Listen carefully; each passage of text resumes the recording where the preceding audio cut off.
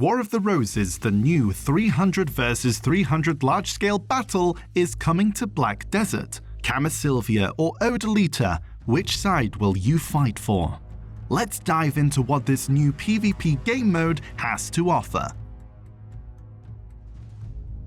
War of the Roses takes place every 2 weeks on Sunday. Each side is represented by 100 members from the leader guild, which is selected from guilds or alliances that apply the day before the event. They will need to fulfill the requirements of having at least one victory in the last 2 weeks in a tier 4 or 5 node war, or conquest war. The other 200 members of each faction will be represented by the 3rd Legion, which is made up of 200 randomly selected adventurers who sign up and fulfill the gear requirement of a combined gear score of 680. The guild leader will appoint a captain or become a captain themselves. This will allow them to take control of the tactical map and have authority over exclusive skills. There is one captain for each faction, Camisylvia and Odalita. Movement orders and various missions can be given to units of the 3rd Legion. 3rd Legion members that complete these missions will earn rewards. The assigned mission can also be adjusted once cancelled or completed. The captain can form units consisting of leader guild members and adventurers from the 3rd Legion. Once the War of the Roses has begun, it will be possible to edit a unit during the battle, but you will not be able to change adventurers that are already assigned to a unit to unassigned. The leader guild can assign 3 lieutenants. These lieutenants can also assign movement orders and various missions. The War of the Roses takes place on a battlefield which incorporates the 2 domains of Camisylvia and Odalita. When War of the Roses begins, participants located within the area will be randomly moved to 3 different coordinates within their faction's castle. There are stable keepers and wharf managers within certain locations in both Ornette and Odor Castle. You can also use the Stable Keeper and Wharf Manager at the Old Wisdom Tree and Starry Midnight Port. If a participant dies, they can resurrect by selecting a location on the tactical map. There will be 2 options, a quick resurrection or a normal resurrection.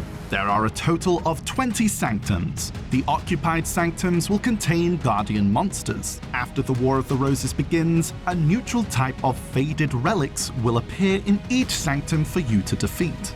You must occupy the sanctums in order, starting from the closest sanctum connected to the castle of your faction. To take control of a sanctum that is currently being occupied by an enemy, you must first defeat the enemy monster.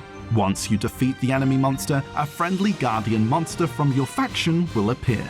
Occupying a sanctum will grant your side various passive buffs. These can be seen on the tactical map. Last but not least, we have the Spirit's Altar. To occupy this altar, you will need to fill the guardian monster with a certain amount of Black Spirit's Rage. Occupying the Spirit's Altar will allow your side to summon ancient chariots, elephants, ballistas, and cannons that grant a powerful effect called the Spirit's Protection. Take advantage of this effect while you can. It will help you greatly when combating the guards of the opposing castle. When occupying the Spirit's Altar, a 20-minute wait time for reoccupation is applied, and the cooldown can be checked on the tactical map. The War of the Roses introduces a new dedicated map, the Tactical Map. The Tactical Map will allow you to check the occupation status of each sanctum and its remaining health. Unit leaders will be able to see their unit members, while troop members of each faction, including 3rd Legion members, will only be able to see themselves. Captains and lieutenants will be making use of the map the most, as it shares the location and the point of view of your allies. Even discovered enemies will be displayed on the map. Here are 6 types of missions that both captains and lieutenants can delegate to the 3rd Legion. Sanctum Attack, Sanctum Defense, defeat a commander, protect a commander, defeat enemies ×40, and Spirit's Altar Activation. Multiple missions cannot be performed at the same time. There are a total of 6 War of the Roses faction skills, and only captains can use them during the War of the Roses. Enhanced Vision reveals an obscured field of vision for 10 seconds. Rally Forces instantly teleports a selected platoon to the targeted sanctum. Powerful Attack. Summon a King Griffin, or Calc, near a designated sanctum to temporarily unleash heavy area of effect damage.